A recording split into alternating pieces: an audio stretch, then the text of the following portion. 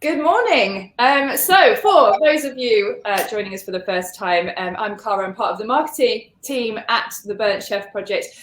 Normally I would have Chris Hall, our founder, alongside me, but he is having a much needed holiday. So happy holidays to him if he's watching. I'm sure he is, just making sure that I'm behaving myself. So today my guests are Rebekah Billingsley from Planday and Carissa Teeling from Housemaid, and she's head of people there, and it's based in Australia.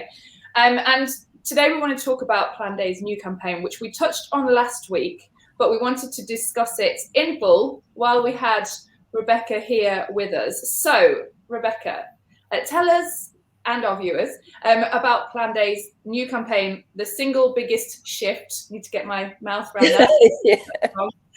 Supported by the Burnt Chef Project, and tell us about why you want people to pledge as well for that.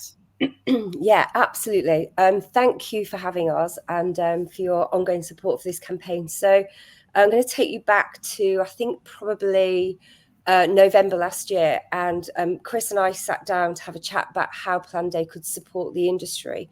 Obviously, we're a staff management planning tool, and we were looking at if the retention crisis that's going on in UK hospitality, which is something we're very concerned about, obviously, because if UK hospitality doesn't thrive, nor does Planday and all of our amazing clients.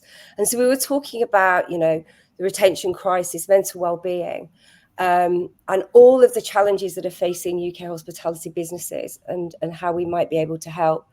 And short of, finding millions of pounds to double everyone's pay, Chris was just landed on this point, which is we just need to get people planning their rotas further ahead. And I'm like, tell me about that. He said, it's one of the biggest problems within the industry.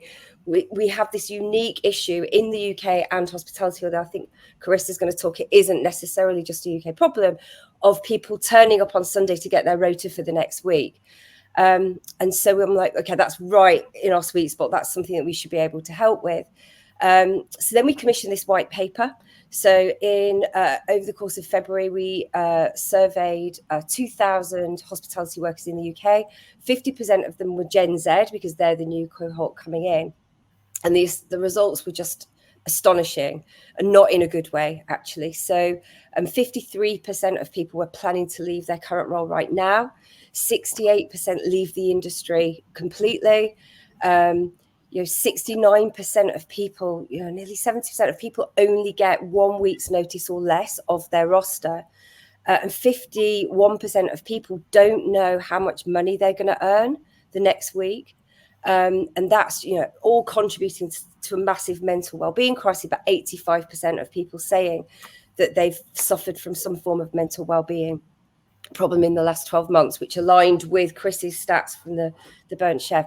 So we launched a campaign at the HRC at the beginning of March to try and get businesses to pledge further ahead, to plan their rota, further ahead. So they can go to thesinglebiggest.com, they can make that pledge, and they can register for loads of amazing content that we're creating to help them make that shift. How to get from 0 to 1 week, 1 week to 2 weeks. We've got people that are planning 3 months ahead that are coming in and sharing their tips on how to do that. So that's what we're asking the industry to do. Amazing. And scrolling along the bottom of the screen is how that you do that, so people can see that if they missed what you said there. So I will leave that running for a little bit whilst we're chatting. And Carissa, listening to all of that, I know pre us jumping on this chat, you did give us a little bit of feedback on Australia. You said it's not something that you'd ever come across this kind of this campaign before. So what were your thoughts reading through it? I mean, I couldn't agree more. The more people have a routine in their lives, the better. They're able to then plan with their families, their social occasions. It's all about balance. So as much as possible, I know at Housemaid Hospitality, we really focus on making sure that the team have as much of a set roster as possible. You guys call it a rota. So yeah, it's I suppose it also, when we're onboarding team members, we take all that information on board we don't just look at the individual just coming in to do that job, but who that person is in their life. What are they, what's their family makeup? What are they trying to achieve? Are they studying? What are the time slots that they need to dedicate towards those things? So we're very fortunate, as I said to you in my email, that we have various business models, everything from early morning cafes all the way to late night bars and restaurants. So there's something for everyone. So that, I'm a lifer. We call them, I don't know what we call them in the UK, but a lifer in the industry. So, 25 years or so been in hospitality and really trying to turn the perception that hospitality is something that is a transient career. You do it when you're doing, something else. We're really trying to change the perception that you can carve out a great career in quite unique roles in hospitality and have it be really rewarding for you, but as long as there is that balance. Taking all of those consideration in and doing the best we can to plan in advance. It is always challenging. I was talking to some of our team members about this. I thought, what do you think about this? And some of our leaders said, I think the challenge in reverse is also the ad hoc nature of the way things change so quickly. So whether trade changes, so there's lots of trade changes.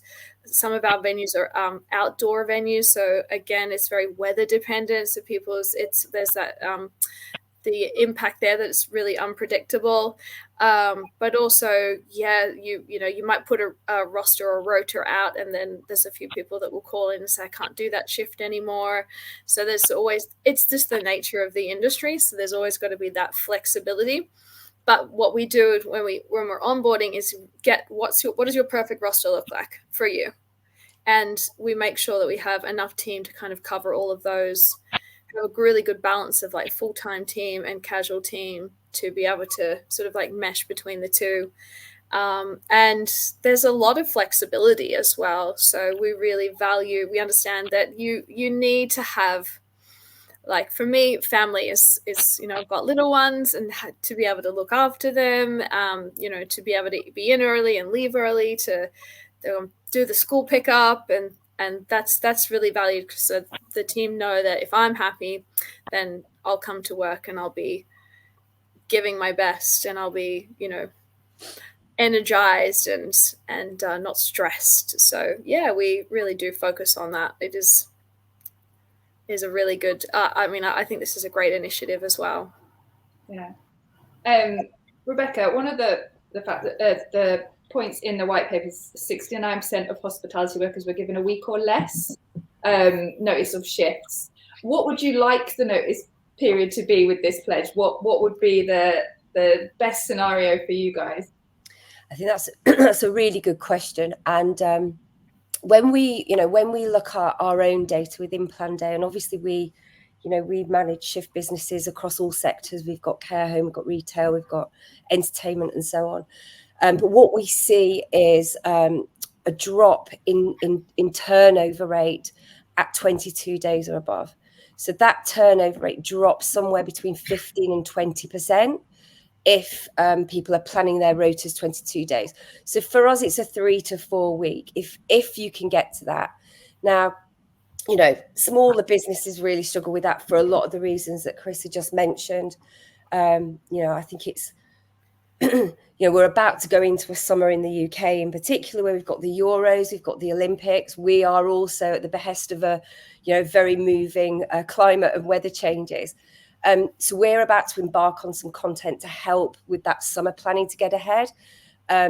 We would say if you're at 1 week, just try to get to 2. If you're at 2, try to get to 3. Come on that journey with us over a period of time. But there is definitely a sweet spot in noticeable reduction of churn at 22 days. So that's what we'd like to get everyone to help them with that retention problem. Okay. Another thing is, smaller businesses, it's more challenging, I suppose, because we have a lot of venues in a very similar precinct, either in the Sydney CBD or the Bondi precinct. We share a lot of team. So if we have team members who are normally doing night shifts, but they want to pick up some more shifts, or they've lost a couple of night shifts, we will share team members, and we have a roster manager, so one person that does all of the rosters for the city precinct, and they see and they're able to sort of share across, as opposed to just I'm just looking after my team and I don't know what else is going on. So they're able to then look at total hours of somebody, looking at their schedule and their availability, and really play around with that, bit like a Tetris puzzle sort of thing, to give people the hours that they need and make sure that they're not dipping down below, what they need. I mean, I would say in Australia, you're very, you're very legislative, aren't you, in terms of the awards and so on. There are a couple of things to add to that as well, I think, which is when we talk about planning ahead, it's not just a number to get to an advance notice. That is really crucial for all the reasons that I mentioned at the top of this conversation. But we're also all about kind of conscientious scheduling. In our report, only 24% of the respondents got 2 consecutive days off. So for us, it's also, if you're planning ahead, baking in that kind of conscientious work-life balance of 2 consecutive days off every week, or 1 weekend off every month, so that people can go and live a weekend life. So I think that's the first thing. The second thing is that a massive Planday plug coming up now, but one of the reasons we would recommend you use scheduling software like Planday is that you can publish your rosters, and your staff can then co-create how that shift plays out with the push of one button. So what they can do is say to their peers, I'd really like to take Friday off. I want to go to a gig. I'm scheduled to work. Does anyone want it? And, if I'm traveling to Thailand next month and I'm trying to get as many hours in as possible, I can take that shift, and all that roster manager needs to do is press a button to allow that to happen. So, the beauty of getting people off Excel and into very affordable scheduling software solutions is that management and so on becomes just so much less of a headache. It definitely sounds a lot easier, because I can imagine it is a bit like Tetris, trying to make all of this sync up. Yeah, definitely.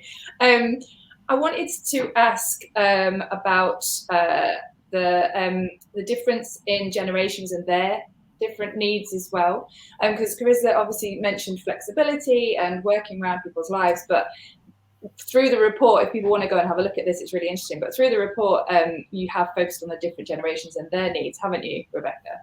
We have, 50% of the respondents were Gen Z. So, and that was a key thing for us, is like, we have, one of the reasons we commissioned the white paper, and Chris and I were having this conversation, is there are 112,000 unfilled vacancies in the UK right now.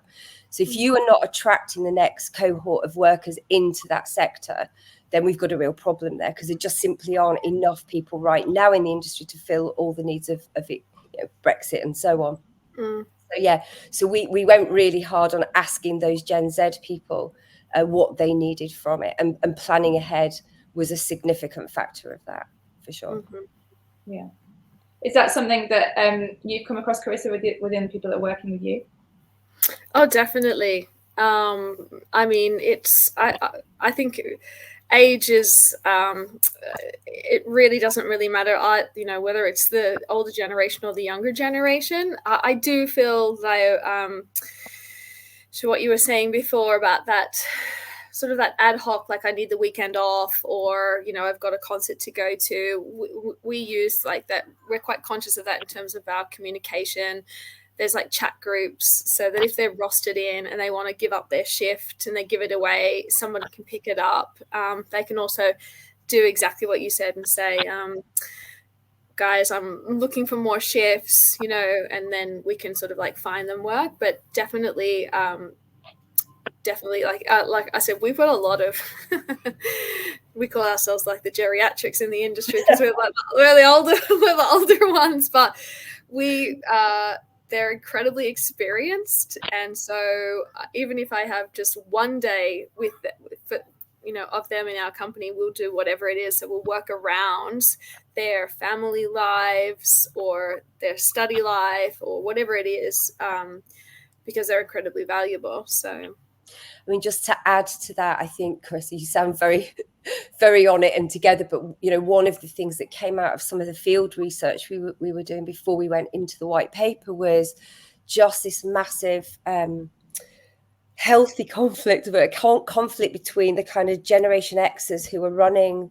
the hospitality businesses and the Gen Zers coming in. And there was just this kind of slight sense from Gen X, well, I did 70 hours and it didn't do me any problem. And, the Gen Zers are like, yeah, but, you've got no life. You're 3 times divorced. You've got like a heart attack on leg. Like, that's just not going to work for me. And, and there are the people that are going, I get that.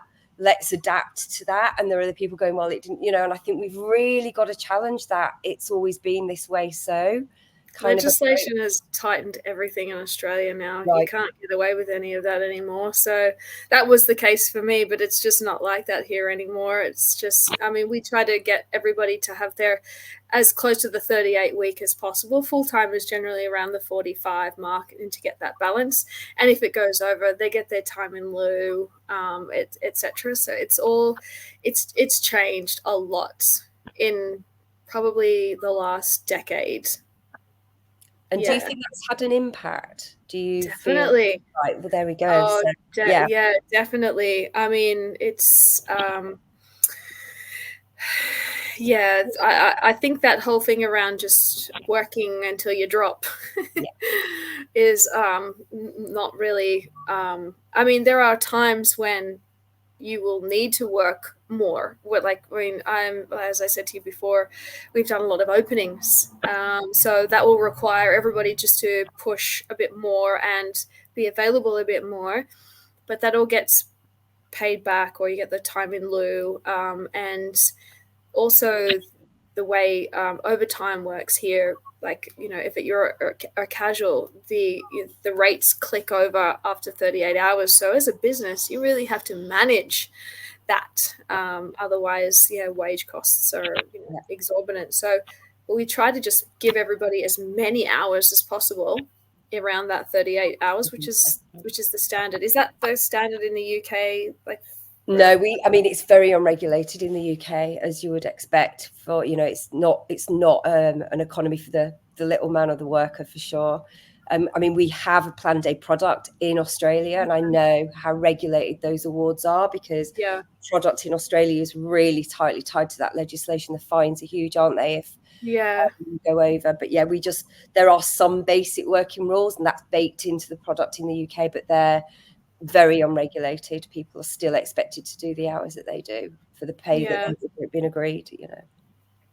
No, Carissa, you mentioned the right to disconnect workplace law. Tell us a bit about that. Yeah, it got released early this year.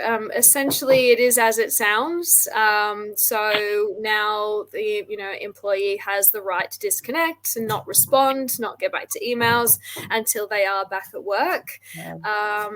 So there is no sense of obligation to have to respond, as there's this constant pressure now, as you know, with our phones and emails, constantly. Oh, my little one's trying to get in my door.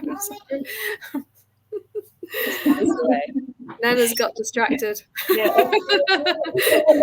Live, so. Mummy, hospo mummy life, that's what we call it. I was like, how am I going to manage this? Okay. I'm sorry. She's 5, so I'm so surprised she's not singing a song out there. She's always very loud.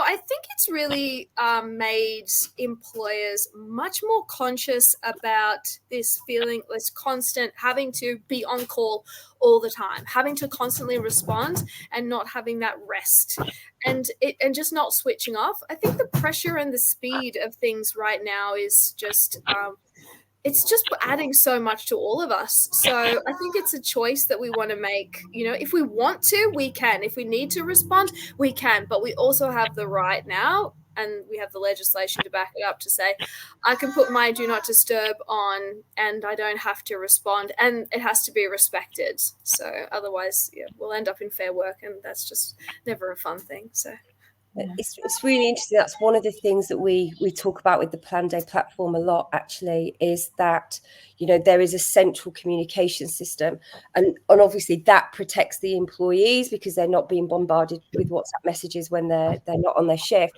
But actually also interestingly works for the managers, because one of the things that came out of our field interviews was a sense that we are putting messages out onto WhatsApp and people are pretending they don't get them because they don't want to come in and do that shift, or they don't, you know, so this idea that I don't know if anyone's read that thing.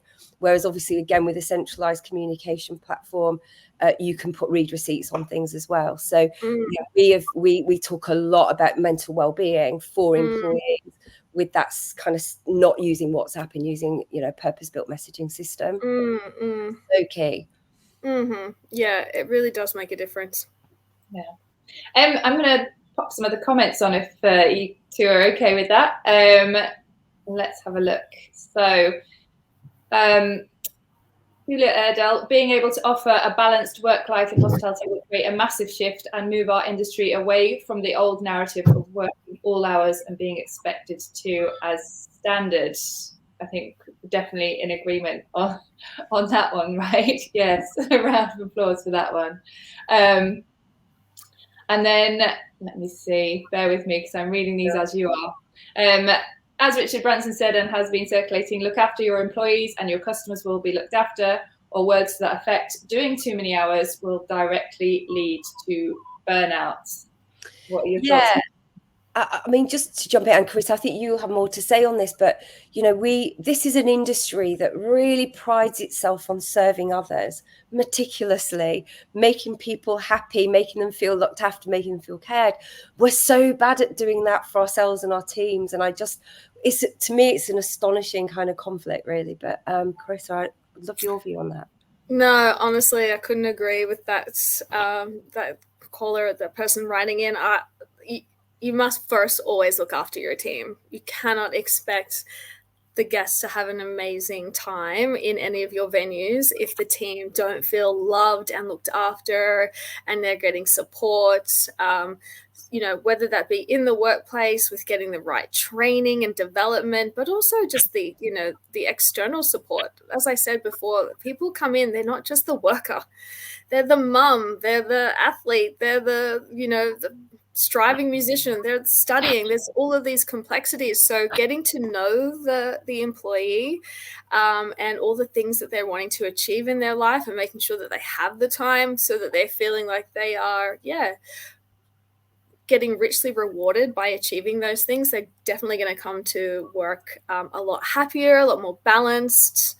And I mean, who doesn't feel refreshed after a holiday? So if everybody can just have those minimum 2 days, you come back bouncing, you're a lot smilier and happier. Everyone just, you know, you just feel so refreshed. So not overworking team and just having the balance, the right ratio of just enough work where you feel like you're contributing and doing the thing that you love doing, and also having the time off to be with your loved ones or just have a rest. It's key. It's key to all industries, not just hospitality. That's it's like so funny to hear you say just have a rest. It's such a simple thing that we're having to have such a big debate and push on. Yeah, I think I don't know whether it's our generation or whether it's just been generations before. I think it's people have difficulty resting. You know, it's just switching off, particularly because of media. Our phones are with us as this attachment all the time. So I have seen a real improvement with our team members on they turn their notifications off. So we use Google Chat a lot. So they will turn off their notifications. You get the little red sign to say that they're off. You know, you've the little moon sign notifications for any text messages or phone calls. I do it as well when I come home. I put my don't disturb, so I get that concentrated 3 hours with my kids. They need that from me. And then if I need to, I'll have a look before I go to bed. But honestly, I just pick it up early when I get up in the next morning. So balance. Yes, definitely. Another comment. We can help our teams with managing this by modeling the behavior as leaders in the business. If they see that, they know it's okay and not just lip service, which I think definitely reiterates what we've just said. So yeah, it's important to do that. And Kitty Finstad, the hospitality business owners I speak to are all highly conscious of the need to adopt an approach that works for them and for a new generation and a new attitude towards holistic well-being. They just need a bit of support in very challenging times. So Rebekah.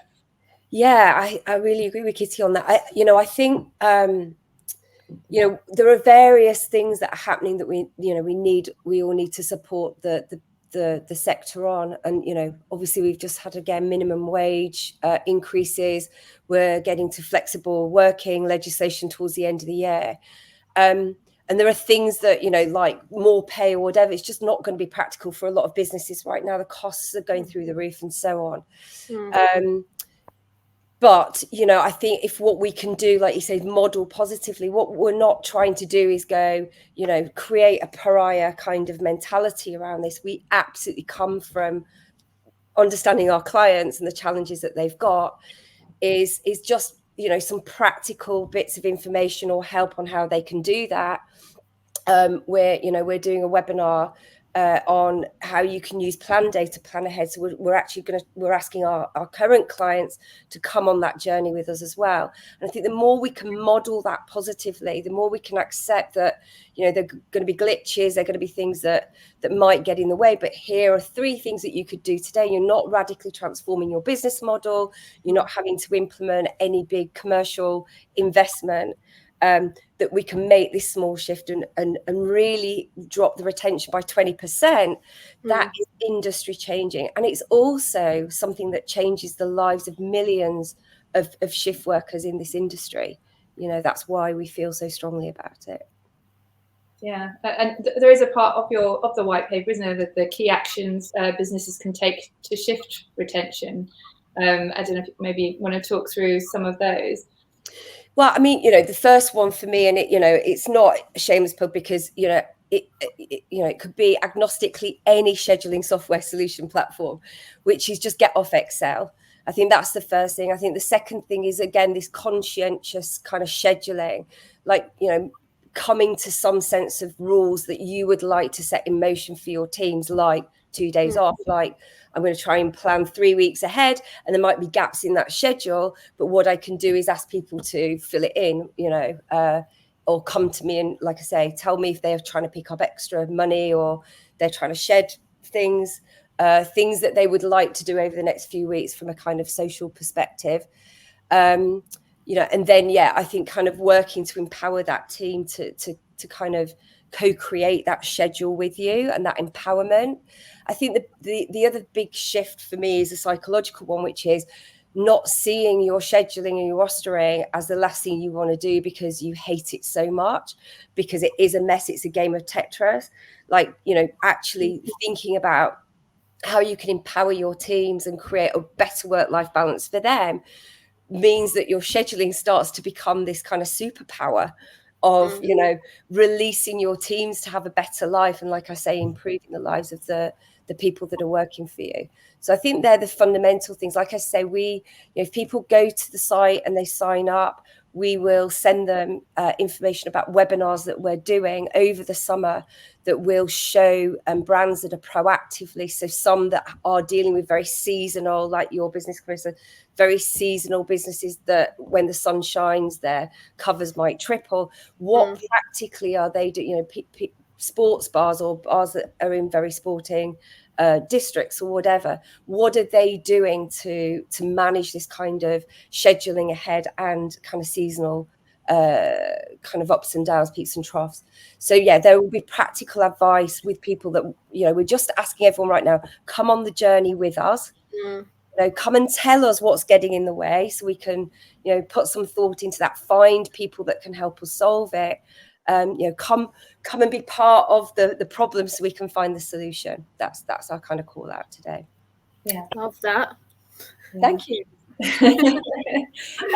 And so everyone that is watching and is getting involved today, and obviously who comes back to this, that, you know, they can pledge. It doesn't matter what it is or how much or how little the difference is to what they're doing now, does it, Rebekah? Just that small step makes such a difference. Yeah, just come and commit. Tell us that you think that this is a really good thing for the industry. Come and sign up. We're not going to ring up and try and sell you Planday next week. This is a genuine call to arms for helpful guidance and content. You know, even if you're the most cynical person right now, come and sign up. Come and be cynical, because, you know, we need to kick the tires of this. We need to know what's getting in the way so that we can practically, and who knows down the line, you know, from a government perspective or whatever, get us through this kind of behaviour. Let's not always do what we've always done, because quite simply the industry can't carry on the way it is right now. We need to be bringing more people in, keeping them in, enjoying coming to work every day. Yeah, and as Carissa's obviously told us, that the template that works, it's working in Australia, so it can be done, right? Right, Carissa? Support. I mean, it helps having government-backed legislation, so, you know, that is. But I agree with you. It really does start with, you know, the corporations and the business owners sort of like setting the standard and setting the tone for how they're going to look after their team members. You know, maximum amount of hours is what you're going to work if you work with us. I've seen that before, so that people don't feel like they're going to be overworked. And then again, making sure, you'll always have 2 days off. I mean, of course, people would, if that was in your advert, absolutely, you know, that's the sort of thing that you'd take a little bit less pay if you knew you were going to get that kind of deal, and it was going to be not stressful for you, and you could create a life for your family and have balance. And a couple of final comments. So Liz Clarkson: investing in supporting the well-being and positive mental health of employees always drives a positive ROI to the bottom line and organization's culture. So I thought that was a good one for us to come to a close on. I think that's a perfect sum up of that. And also, in terms of the Burnt Chef project, I did have this going along the bottom, but I'm going to pop it on again now.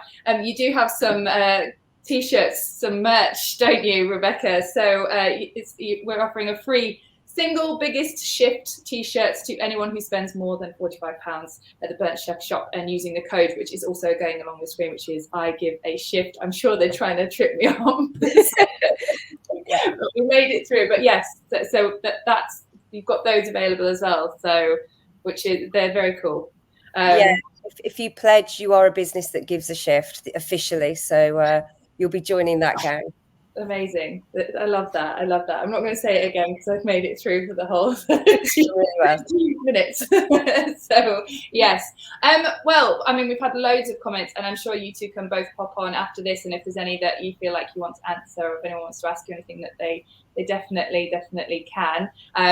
We are slightly over, so I'm gonna bring us to a close. Next week, Chris will be back, so he will be taking control of the reins again, and we will be joined by Kate Nichols from UK Hospitality, and Mex Ibrahim, I hope I say that correctly, and she's the founder of Women in the Hospitality Industry. So 2 real powerhouses there that I can't wait to have a chat with. But thank you everyone for watching. Thank you, Carissa, for joining us in your evening over in Australia, and thank you, Rebekah, for talking us through that. It's an amazing campaign, and like I said, if anyone's got any questions, then they can come to you on social, or just sign up and pledge and be a part of it. So thank you both. Thank you so much. All the best. Have a great weekend.